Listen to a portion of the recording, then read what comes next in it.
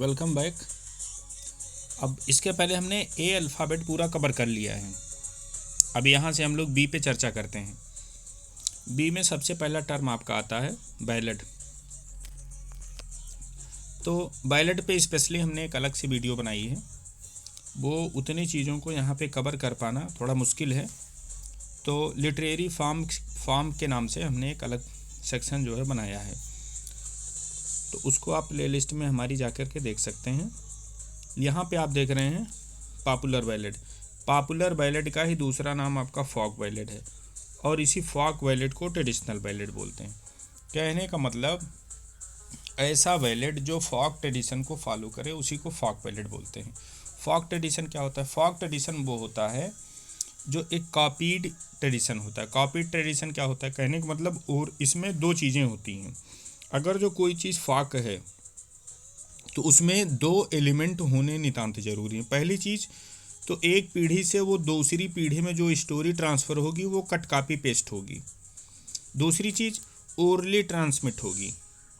ये orally transmit होना चाहिए, कट कॉपी पेस्ट होना चाहिए। कहने का मतलब ऐसा नहीं ओरली आप एक पीढ़ी से दूसरी पीढ़ी में ओरली अगर जो कोई स्टोरी ट्रांसमिट कर रहे हैं और ओरली इस ट्रांसमिशन में नई स्टोरी हो, जैसे मान लीजिए हमने अपने पापा से कोई स्टोरी जो है सुनी और ये स्टोरी मुझ तक आई, फिर मैं अपने लड़के को कोई दूसरी स्टोरी सुना रहा हूँ, ये फोक ट्रेडिशन नहीं माना जाएगा। फोक ट्रेडिशन का मतलब ये हो गया पीढ़ी दर पीढ़ी वही स्टोरी चली आ रही हो। दूसरी चीज़ ओरली ट्रांसमिशन होना चाहिए। तो जब आप ये दो एलिमेंट पूरे करेंगे तभी आपको फोक ट्रेडिशन उसको माना जाएगा। अब बैलेट आपके दो टाइप के होते हैं। एक होता है आपका फोक बैलेट, उसी को पॉपुलर बैलेट या उसी को ट्रेडिशनल बैलेट बोलते हैं। दूसरा आपका होता है लिटरेरी बैलेट, नीचे भी आपको मिलेगा। लिटरेरी बैलेट क्या होता है? लिटरेरी बैलेट हम उसको बोलते हैं कि जो किसी लिटरेरी मैन के द्वारा लिखा जाता है। अब लिटरेरी मैन का लिखने का मतलब क्या हो गया? अब जैसे हमने आपको पहले फोक बैलेट में बताया था दो एलिमेंट होने चाहिए, वो स्टोरी पीढ़ी दर पीढ़ी ट्रांसफ़र होनी चाहिए। लिटरेरी बैलेट में क्या होता है? ये पीढ़ी दर पीढ़ी ट्रांसफ़र नहीं होती है। कहने का मतलब जैसे मैं पोएट हूँ तो जो हमने एक बैलेट लिखा वो बैलेट सदियों से नहीं चला रहा है, वो मेरे माइंड की व्यक्तिगत उपज है। मैंने इसको लिखा, अब ये जो बैलेट मैंने लिखा इस बैलेट को कोई आगे नहीं बढ़ा रहा है। कहने का मतलब ये कोई परंपरा का हिस्सा नहीं है। तो सिर्फ मौखिक रूप से ट्रांसमिशन होना ही फोक बैलेट नहीं है। अब जैसे जितने फोक बैलेट थे आज की डेट में तो सारे सब लिटरेरी वो रिटन ट्रांसमिशन उनका हो रहा है, तो क्या उनको लिटरेरी बैलेट बोला जाएगा? ऐसा नहीं है। जो भी फोक बैलेट थे आज की डेट में आपको रिटन फॉर्म में मिल रहे हैं तो वो आपके लिटरेरी बैलेट नहीं हो जाएंगे। लिटरेरी बैलेट होने के लिए ज़रूरी ये है कि वो आपको वो फ्रेश होने चाहिए। फ्रेश का मतलब है कट कॉपी पेस्ट नहीं होनी चाहिए। वो स्टोरी सदियों से नहीं चली आनी चाहिए। जैसे ला बेला डेंस एम्स मर्सी, ये कीट्स का ओरिजिनल बैलेट है। ये पहले से कोई स्टोरी परंपरा में नहीं चली आ रही थी कि कीट्स ने इसको किया, फिर कीट्स के बाद आने वाले कवियों ने भी उनको जो है इसी स्टोरी को आगे बढ़ाया। ये व्यक्तिगत अपने कीट्स की उपज है। तो जो इस टाइप की स्टोरी होती हैं उसको जो है लिटरेरी बैलेट बोला जाता है। अब आपने क्या समझा? बैलेट के दो टाइप, फोक बैलेट, लिटरेरी बैलेट। अब बैलेट के थोड़े कुछ एलिमेंट हैं उनको जान लें। जैसे इसमें आप देखेंगे बैलेट स्टैंजा। बैलेट स्टैंजा क्या होता है? बैलेट स्टैंजा 4 लाइनों का एक स्टैंजा होता है। ये 4 लाइन आपके क्या लिखे जाएंगे? 4 लाइनों में पहला आपका आइम्बिक टेट्रामीटर रहेगा। कहने का मतलब इसमें 4 स्टेज सिलेबल रहेंगे। दूसरे वाले में 3 स्टेज सिलेबल रहेंगे, फिर 4 रहेंगे, फिर 3 रहेंगे। ठीक, iambic tetrameter, iambic trimeter, iambic tetrameter, iambic trimeter. ये पूरा जब सेट आप बना देंगे तो इसी को बोला जाएगा बैलेट स्टैंजा। अब जैसे आपको कोई चीज़ करना होता है, जैसे सपोज दैट आपको सर्फ बनाना है, आपको गुड़ बनाना है, आपको चीनी बनाना है, तो उसके कुछ फार्मूला होते हैं कि गन्ने का रस होना चाहिए, गन्ने के रस में आप ये मिक्स करेंगे, ऐसे करेंगे तो वो चीज़ सफ़ेद बनेगा तो चीनी बनेगी। ऐसे बैलेट बनाने के लिए बैलेट में कुछ एलिमेंट चाहिए, बैलेट के लिए कुछ केमिकल्स चाहिए। तो केमिकल्स कितने हैं? उन्हीं को बैलेट फार्मूला के नाम से जानते हैं। तो बैलेट बनाने के लिए आपको 3 जो है एलिमेंट की ज़रूरत होती है। दूसरा और ये आपका तीसरा। पहला एलिमेंट है स्टॉक डिस्क्रिप्टिव फ्रेजेज। स्टॉक का मतलब होता है फ्रिक्वेंटली रिपीटेड, मतलब ऐसे फ्रेजेज होंगे जो बार बार पूरे बैलेट में कई बार रिपीट होंगे, उनको स्टॉक डिस्क्रिप्टिव फ्रेजेज बोलते हैं। जैसे उसमें एक उदाहरण दिया है blood red wine, milk white stead, ये सब ऐसे जो है फ्रेजेज हैं जो बैलेट में बार बार रिपीट होते हैं। दूसरा एलिमेंट क्या है? Refrain. Refrain in each stanza. Refrain हम उस लाइन को बोलते हैं जो आपके एक मुखड़े के रूप में जो ही यूज़ किया जाता है, उसको हम रिफ्रेन बोलते हैं। अब उसके बाद अगला आता है इंक्रीमेंटल रिपीटिशन। ये फ्लो न टूटे उसके लिए बैलेट में ये डाला जाता है कि बैलेट में फ्लो बना रहे, समझ रहे हैं, और इसी के माध्यम से स्टोरी एडवांस आपकी होती रहती है, स्टोरी बढ़ती रहती है। तो ये आपका इंक्रीमेंटल रिपीटिशन है। अब इंक्रीमेंटल रिपीटिशन और आपको रिफ्रेन में अगर जो कन्फ्यूजन हो तो इसके लिए हमने एक अलग से वीडियो बनाई है, वो वीडियो आप जा कर के देख लेंगे, तो दोनों का पैरेलल रख करके हमने आपको समझाया है। अब नेक्स्ट टर्म इसी में आपको मिलेगा broad side ballot. Broad side ballot क्या होता है? ब्रॉड साइड बैलेट हम उस बैलेट को बोलते हैं जो एक, दरअसल ब्रॉड साइज एक पेपर की साइज होती है। इस पेपर की साइज पे बस बैलेट लिख दिया जाए, ब्रॉड साइड बैलेट हो गया।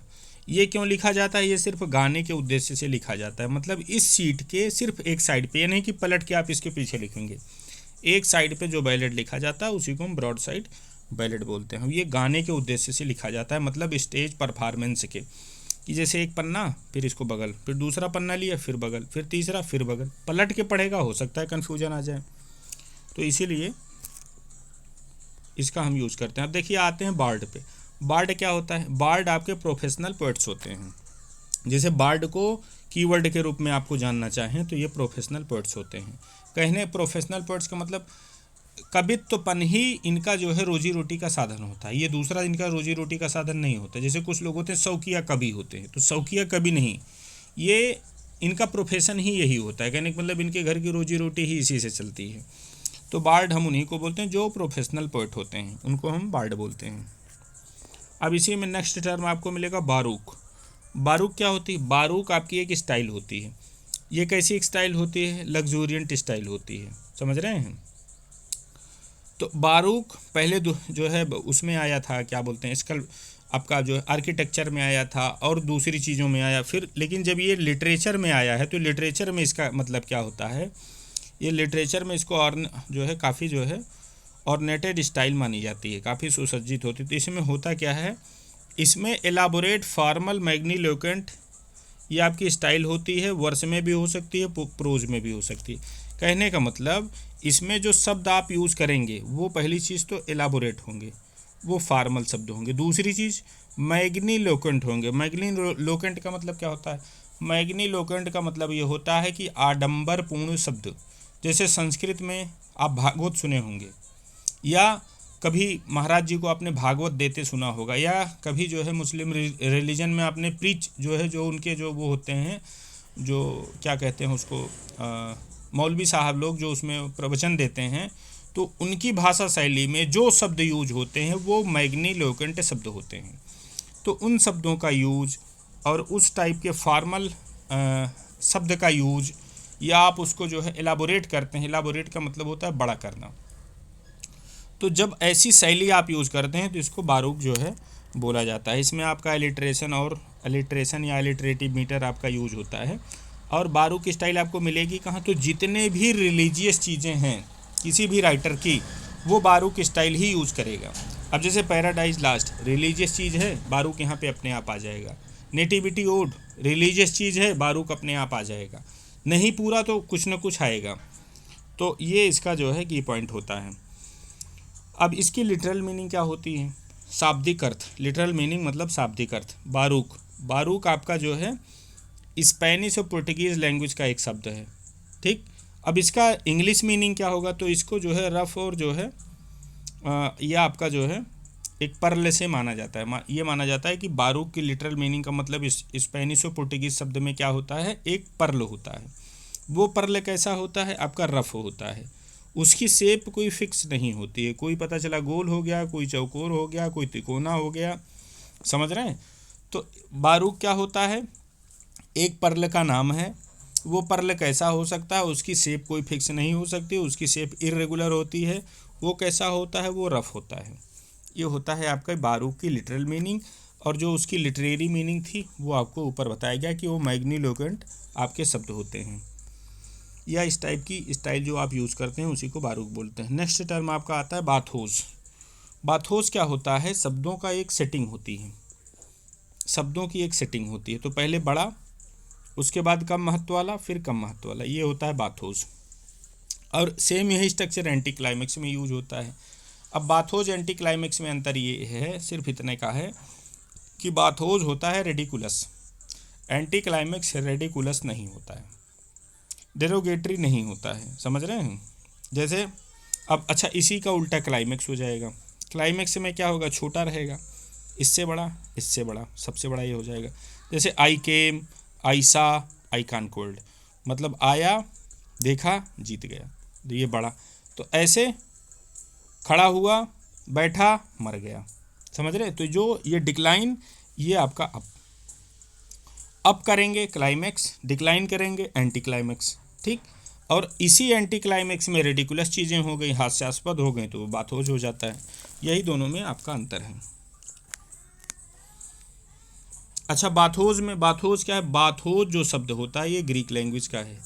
ग्रीक लैंग्वेज के इस शब्द का मतलब क्या होता है, डेप्थ। ये सब चीज़ ज़रूर याद रखेंगे, किस लैंग्वेज का शब्द है, उसकी लिटरल मीनिंग आपकी क्या है। चलिए नेक्स्ट टर्म पे चर्चा करते हैं। आपको एंटी क्लाइमेक्स बता ही दिया गया है। अब देखिए बीट राइटर्स। बीट राइटर्स कौन से होते हैं, जैसा कि नाम से ही बीट मतलब पीटना। कुछ ऐसे राइटर जो पीटने वाले होते हैं, जैसे म्यूजिक वूजिक आपने देखा होगा मूवी वूवी में कि नदी के वो समुद्र के किनारे हैं, हाफ पहने हैं, हाफ नेकेड हैं, बड़ी सी ढोल है, पीट रहे हैं। तो जो इस टाइप के जो लोग होते हैं, इनकी कम्युनिटी का जो है माना जाता है। तो ये 1950 से 60 के दशक में चले। इसमें कौन से लोग थे, इसमें आपके एंटी इंटेलेक्चुअल मिल जाएंगे, एंटी पॉलिटिकल मिल जाएंगे, एंटी इस्टेब्लिशमेंट जो है वाले मिल जाएंगे। कहने का मतलब एंटी जितने डाल पाओ आप इसमें डाल दो। ये सोशल नहीं होते हैं, मतलब किसी कल्चर को नहीं मानते हैं, नशेड़ी होते हैं, न जो है इंजेक्शन लगाने के बाद उसका जो उनके दिमाग पे असर आएगा वो अपनी लिटरेचर में डाल रहे हैं। इनमें कोई जो है मॉरलिटी नहीं होती है। कहने का मतलब समाज के जो मानक हैं कि जैसे मतलब हमको रिलेशनशिप में किसके जाना है, किसके नहीं जाना है, इनको ये सब कुछ नहीं मानना है। इनके लिटरेचर भी इसी टाइप के हैं। तो एक टाइप से आप ये मान सकते हैं कि गजेड़ी भंगेड़ी और जो जितने भी हैं, मतलब एंटी इंटेलेक्चुअल, एंटी सोशल, जितना एंटी लगा पाओ आप लगा करके इसको लिख डालो। तो ये उसी टाइप के राइटर्स का ये ग्रुप था। ये ड्रग्स लेने के बाद उस ड्रग्स का इनके ऊपर क्या असर आता था, वो सब इसी में लिखते थे। अब देखिए बायोग्राफी क्या होती है। बायोग्राफी एक जो है लेख होता है जो दूसरे के द्वारा किसी का जब जीवन परिचय लिखा जाता है तो उसी को बायोग्राफी बोलते हैं। अब यही बायोग्राफी अगर जो किसी संत की हो, और संत का क्या, संत का सिर्फ रिलीजियस पहलू, जैसे पुजारी जी हैं तो ये बताया गया पुजारी जी का लड़का ये था, पुजारी जी का लड़का वहाँ पढ़ने गया, पुजारी जी का लड़का, तो ये आपकी हेजियोग्राफीज नहीं बोली जाएगी। हेजियोग्राफीज क्या होगी कि पुजारी जी सुबह उठे, इतने बजे भगवान की पूजा किए, इतने बजे जो है दोपहर में उनका ये कराए, फिर संध्या आरती कराए और भगवान का शयन कराए, तो ये हो गई आपकी, तब ये हेजियोग्राफीज माना जाएगा। कहने का मतलब पुजारी जी हूँ, प्रीस्ट हूँ, क्राइस्ट के बारे में वर्णन किया गया हो, लेकिन प्रीस्ट अपना घरेलू चीज़ों का वर्णन न करे, सिर्फ क्राइस्ट से संबंधित चीज़ों का, चर्च से संबंधित चीज़ों का ही वर्णन करेगा, मतलब रिलीजियस चीज़ों का ही वर्णन करेगा, उसी को बोला जाएगा हेजियोग्राफीज। ये तो हो गई समझने की चीज़।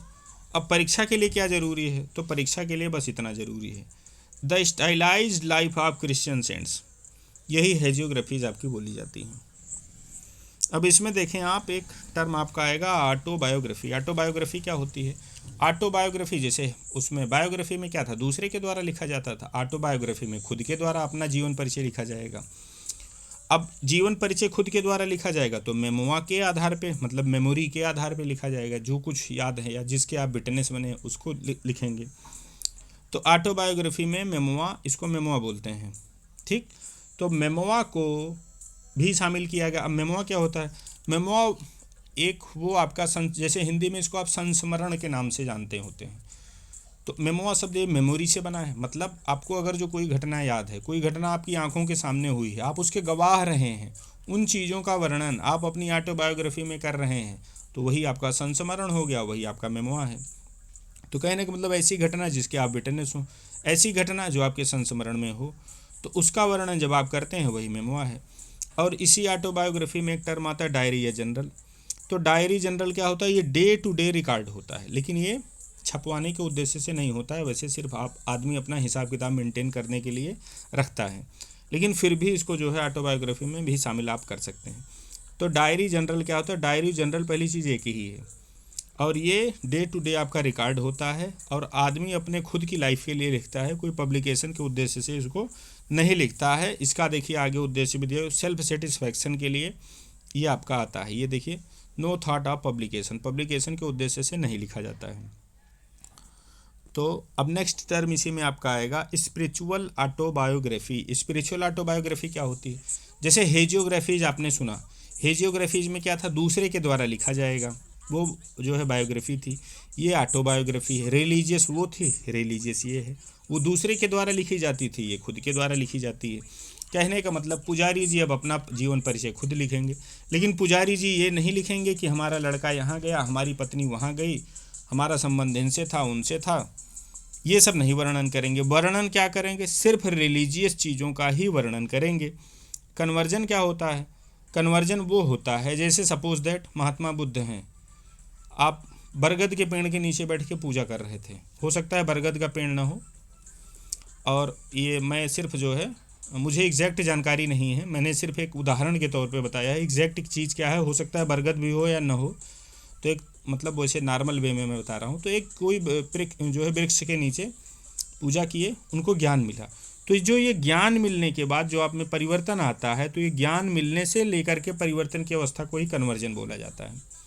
कन्वर्जन मतलब बदलाव, मतलब किसका कैसा बदलाव, मतलब अज्ञानता से ज्ञान आपको मिल गया। कहने का मतलब जिस दिन आपको ज्ञान मिला, आप में तुरंत परिवर्तन आ गया, आप में मानसिक परिपक्वता आ गई। तो ये भी स्पिरिचुअल ऑटोबायोग्राफी का ही एक हिस्सा है। चलिए नेक्स्ट टर्म देखते हैं। अब जैसे ब्लैक आर्ट मूवमेंट, तो देखो हम जो इंग्लिश टर्म हैं हम उन्हीं को कवर कर रहे हैं।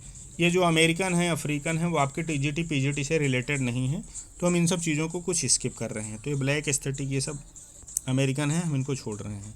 अब आइए ब्लैंक वर्स पे। तो ब्लैंक वर्स क्या होता है, ब्लैंक वर्स आपकी एक टाइप की लाइन होती है। कैसी लाइन होती है, आइम्बिक पेंटामीटर की लाइन होती है। आइम्बिक पेंटामीटर की लाइन को ही ब्लैंक वर्स बोला जाता है।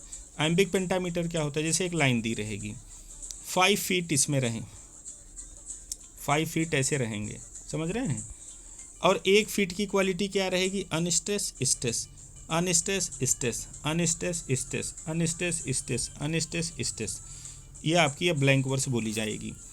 तो अब आपसे जैसे पूछा जाएगा कि ब्लैंक वर्स की एक लाइन में कितने अनस्ट्रेस सिलेबल होंगे, तो 5, कितने स्ट्रेस होंगे 5, टोटल कितने सिलेबल होंगे, तो टोटल जैसे 2, 2 4, 2 6, 2 8, तो 10, टोटल सिलेबल आपके 10 हो जाएंगे। 10 सिलेबल होने के कारण इसको डीके सिलेबिक भी बोला जाता है। अच्छा, डीके सिलेबिक की 2 लाइन अगर जो आप बना दिए और राइमिंग स्कीम मिला दिए, तो ये डीके सिलेबिक कपलेट बन जाएगा। लिटरेचर में कहीं भी आपको हीरोइक शब्द मिले, जैसे हीरोइक क्वार्टरेन, हीरोइक कपलेट, तो हीरोइक का मतलब ही आप ये मान के चलिएगा कि अब उसमें आइम्बिक पेंटामीटर की लाइन यूज होगी। तो ये सब कुछ क्लू होते हैं, कुछ की पॉइंट होते हैं जिनको आप देख करके चीज़ें सीख सकते हैं। ब्लैंक वर्स इसको इसलिए बोला जाता है कि इसमें मीटर तो होता है लेकिन राइम नहीं होती है। जैसे लास्ट में तुकबंदी हम नहीं करेंगे इससे, अब तुकबंदी करेंगे तो फिर वो कपलेट हो जाएगा आपका, या क्वार्टरेन बन सकता है। वर्स पैराग्राफ क्या होता है, वर्स जैसे आइम्बिक पेंटामीटर की 2 लाइन हमने बनाई, हमने तुकबंदी कर दी, कपलेट हो गया। 4 लाइन बनाई, क्वार्टरेन हो गया। 3 लाइन बनाई, ट्रिपलेट या जो भी उसको नेम आप दे दीजिए। कहने का मतलब आप ये मान के चलिएगा कि 14 लाइन के बाद आपका जो है सीमा खत्म हो जाती है। अब 20 लाइन हो गई, क्या करेंगे, अब आपके पास कोई उसके लिए टर्म ही नहीं बचा, तब उसको बोला जाता है भैया जी पैराग्राफ। अब उसको बोलेंगे वर्स पैराग्राफ। जैसे टिंटन नबी में आपको वर्स पैराग्राफ मिल रहा है, समझ रहे हैं। तो आइम्बिक पेंटामीटर की लाइन जब लिमिट क्रॉस कर जाती है कि अब उसको नाम क्या दें, तो ऐसी सिचुएशन पर उसको पैराग्राफ बोलना शुरू करते हैं। अब क्योंकि वर्स है तो वर्स पैराग्राफ उसको बोला जाता है। ब्लूम्सबरी ग्रुप क्या होते हैं? ब्लूम्सबरी ये आपका एक जो है प्लेस होता है, डिस्ट्रिक्ट आप उसको मान सकते हैं। तो ये आपके जो है 1905 से और 1900 लगभग वही मान के चलिएगा कि 48-50 के आसपास तक का इनका जो हिसाब किताब चला था। और ये भी इनमें भी कुछ गुण वही बीट राइटर्स वाले आपको मिलते हैं, जैसे वर्जीनिया वुल्फ इसमें आपको मिलते हैं, डीजी रोजिटी आपको मिलते हैं, समझ रहे हैं। तो ये लोग भी जो है कुछ उन्मुक्त विचारधारा के थे, और ये विक्टोरियनिज्म टाइम में जो उसकी जो है नैरो मानसिकता थी, उनके ये थोड़ा विरोधी थे। तो ये ब्लूम्सबरी जो है ग्रुप का स्पेशली आपका बस 2-4 राइटर्स इसमें हैं, उनके आप नाम याद रखिएगा। बम्बास्ट क्या होता है? बम्बास्ट एक डिक्शन होती है, ये इसका कीवर्ड हुआ। किस टाइप की डिक्शन होती है? तो ये डिक्शन आपकी इन्फ्लेटेड डिक्शन होती है। कहने का मतलब जब आप अननेसेसरी शब्द का यूज़ करें जिसकी ज़रूरत न हो। जैसे मैं कहूँ कि वो बड़ा आदमी था, मैं कहूँ बड़ा बड़ा आदमी था, मतलब 2 बार बड़ा बड़ा करने की क्या ज़रूरत? 2 बार बड़ा बड़ा कर रहा हूँ तो कहने का मतलब कि मैं ज़्यादा उस पर फोकस कर रहा हूँ, समझ रहे हैं।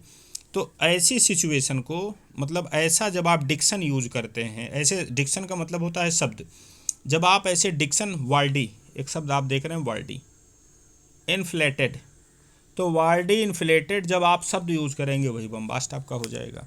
और इसकी लिटरल मीनिंग देखेंगे, शाब्दिक अर्थ, तो शाब्दिक अर्थ होता है बम्बास्ट का मतलब ये होता है कॉटन स्टफिंग, ये इसका कीवर्ड है, समझ रहे हैं। बम्बास्ट बराबर कॉटन स्टफिंग, ये ज़रूर आप याद रखेंगे। अब चलिए बुक पे चर्चा करते हैं। बुक अब इसमें बुक की प्रॉपर्टी के बारे में चर्चा होगी। अब बुक की प्रॉपर्टी के बारे में ये है, तो बुक की प्रॉपर्टी में सबसे पहले आपका आता है, यहाँ पे एक शब्द मिलता है बिब्लियोग्राफी। बुक में बुक की प्रॉपर्टी से संबंधित, जैसे बुक में पन्ने होते हैं, बुक के राइटर होते हैं, बुक के पब्लिशर होते हैं, तो उनको टेक्निकल लैंग्वेज में या उनको जो है ग्रीक लैंग्वेज में क्या बोला जाता था, बस यही आपको जानना है। बिब्लियोग्राफी क्या होती है? बिब्लियोग्राफी होती है जो बुक की प्रॉपर्टी के बारे में बताता है कि एडिशन किसका है, इसके राइटर कौन हैं, पेजेस कितने हैं, ये सब जो इन्फॉर्मेशन आपको मिलती है उसको बिब्लियोग्राफी बोलते हैं। अब एक शब्द आप यहाँ पे देख रहे हैं, पेपायरस। पेपायरस क्या होता है? पेपायरस एक पत्ते का पेज होता है, समझ रहे हैं। नील नदी के जो जिसको पहले हम भोजपत्र बोलते हैं, वही आपका एक टाइप से आप उसको समझते हैं पेपायरस, मतलब पत्तों का पेज, ये आपका पेपायरस हो जाएगा। मैन्यूस्क्रिप्ट्स का मतलब होता है that is written by hand, मतलब हाथ से लिखी गई चीज़ों को बोलते हैं मैन्यूस्क्रिप्ट्स। अब अगला टर्म आपका बनेगा परचमेंट। परचामेंट क्या होता है? पन्ना होता है, पेज होता है। जैसे बुक का पेज, तो चमड़े के पन्ने को परचमेंट बोलते हैं। और विलम क्या होता है? ये भी पेज होता है, ये भी चमड़े का होता है। इसमें अंतर क्या है? ये खुरदुरा होता है, ये फाइन होता है। तो फाइन परचमेंट को हम विलम बोलते हैं। अब चमड़े के जब पेज हो गए, तो पेज से जब सिल देंगे तो किताब बन जाती है, तो कोडेक्स चमड़े की किताब होती है। और कोडेक्स का प्लूरल आपका कोडिसेज होता है।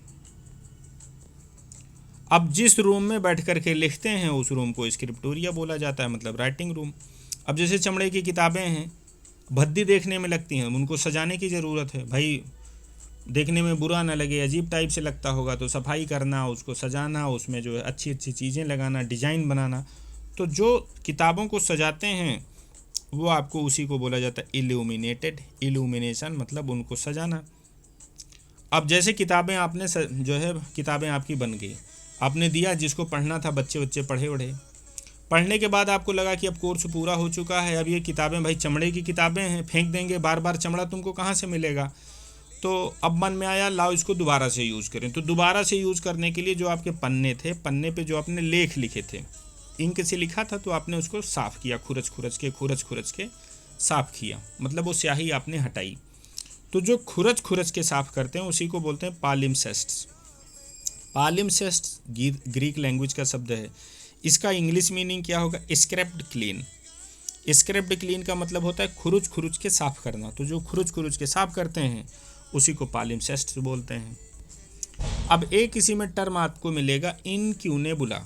इनक्यूनेबुला ये प्लूरल शब्द है, इसका सिंगुलर होगा इनक्यूनेबुलम, लैटिन वर्ड है। तो इनक्यूनेबुलन का मतलब होता है इन्फेंसी ऑफ द बुक। ये लिटरल मीनिंग देखेंगे स्वेडलिंग क्लॉथ आएगा, मतलब इसकी लिटरल शाब्दिक अर्थ इंग्लिश में देखेंगे स्वेडलिंग क्लॉथ या स्वेडलिंग क्रेडल। तो ये कीवर्ड है, इसको जरूर याद करेंगे। कहने का मतलब प्रिंटिंग प्रेस के इन्फेंसी टाइम में, कहने का मतलब कि प्रिंटिंग प्रेस कब आया था आपका 1400 वही 76-72 के आसपास स्टार्टिंग हुई थी। 1476 से 1500 के बीच की जो किताबें हैं वो पीरियड इनक्यूने, मतलब किताब के परिप्रेक्ष्य में वो पीरियड इनक्यूनेबुला, मतलब उसकी शैशवा अवस्था मानी जाती है। तो इस पीरियड को इनक्यूनेबुला एक टाइप का आपका पीरियड है। अब बुक एडिशन में, बुक के एडिशन के बारे में आपको कुछ चीज़ें मिलेंगी। अब जैसे इसमें एक शब्द देख रहे हैं वेरियोरम एडिशन। वेरियोरम एडिशन क्या होता है? कहने का मतलब आप एडिशन बनाएं, किताब लिखें और आपको लगे कि नहीं किताबें कठिन हो सकती हैं, तो उसमें आप उसमें टीका टिप्पणी दे रहे हैं, एनोटेशंस दे रहे हैं। कहने का मतलब किताबों को एनोटेशंस के साथ पब्लिश करवाने को, किताबों का एनोटेशन के साथ एडिशन देने को वेरियोरम एडिशन बोला जाता है। अब अगला आप देख रहे हैं बुक फॉर्मेट। बुक फॉर्मेट क्या होता है? अब बुक फॉर्मेट मतलब किताब के पेजेस के बारे में आपको चर्चा होगी। जैसे फोलियो, अब एक पेज आपने लिया, वन फोल्ड कर दिया आपने, फोलियो हो गया। तो अब ये पेज आपके बड़े बड़े हो जाएंगे, ठीक है। तो एक फोलियो में कितने लीफ्स होंगे? तो एक लीफ ये, एक लीफ ये। पेजेस कितने बनेंगे? तो 4 बनेंगे भाई, 2 पेजेज इसमें, 2 पेजेज इसमें, समझ रहे हैं। क्वार्टो में 4 लीव्स होती हैं, जैसे इसमें फोलियो में 2 लीव्स हो गई तो क्वार्टो में 4 लीव हो जाएगा। ऑक्टावो में 8 लीव्स हो जाएंगी। ड्यूडोसिमो में कितनी हो जाएंगी? 12 लीव्स। अब जितना इसको मोड़ते जाओगे किताबों का पन्ना छोटा होता जाएगा। तो फोलियो सबसे बड़ी किताब होती है स्ट्रक्चर के मामले में, क्वार्टो इससे छोटी होती है, ऑक्टिवो इससे छोटी होती है, ड्यूडोसिमो बहुत छोटी सी किताब होगी। रेक्टो क्या होता है? जैसे आपके पास किताब है, आपने इसको खोला तो एक पन्ना इधर आ जाएगा, एक पन्ना इधर आ जाएगा। तो कहने का मतलब जो राइट साइड में होता है, जैसे ये वाला मेरे राइट साइड में ये है, तो ये रेक्टो हो जाएगा। जो लेफ्ट साइड में होता है इसको वर्सो बोलते हैं। अब ये रेक्टो और वर्सो दोनों आपका लैटिन का शब्द है। इस रेक्टो की लिटरल मीनिंग होगी तो ऑन द राइट, वर्सो का क्या होगा? टर्न्ड। तो ये सब भी आपको ध्यान देने की ज़रूरत है। कोलोफोन क्या होता है? कोलोफोन ये पब्लिशर की जानकारी होती है। जैसे पब्लिशर का क्या उसका सिंबल है, उसका चिन्ह क्या है, तो वो जो जानकारी आपको मिलती है उसी को हम कोलोफोन बोलते हैं। प्रिंटर का प्रिंटर है, उसका इशू कब कर रहा है, तो ये सब चीज़ें होती हैं। अब मॉडर्न किताबों में ये कोलोफोन आपके फ्रंट पे होते हैं, समझ रहे हैं। और एंशियंट टाइम में इसको जो है लास्ट पे लिखा जाता था। अब चलिए इसमें नेक्स्ट टर्म पे चर्चा करते हैं।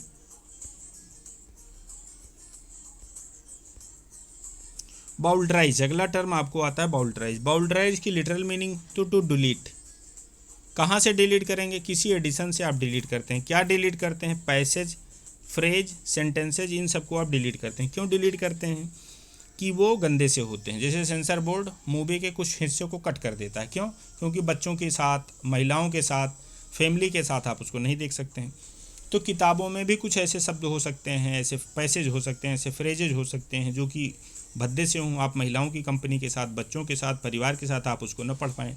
तो इसी चीज़ को डिलीट कर देने को ही बाउल्डराइज बोला जाता था। एक थॉमस बाउल्डर थे, तो शेक्सपियर के कुछ प्ले पढ़ने के बाद उन्होंने कुछ चीज़ों को वहाँ से ओमिट किया, तो उसी के बाद से ये टर्म उन्हीं के नाम पे बाउल्डराइज पड़ गया है।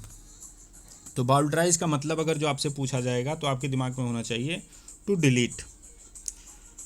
बर्लस्क क्या होता है? बर्लस्क एक टाइप का आपका इमिटेशन होता है, नकल होती है किसी चीज़ की। नकल करने को बर्लस्क बोलते हैं। लेकिन हर नकल बर्लस्क हो जाए ज़रूरी नहीं है।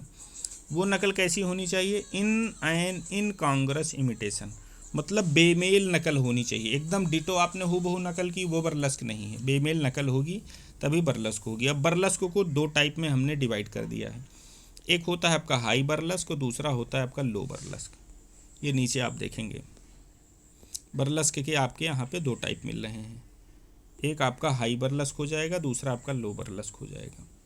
ये देखिए, अब हाई बर्लस्क में आपकी पैरोडी आती है।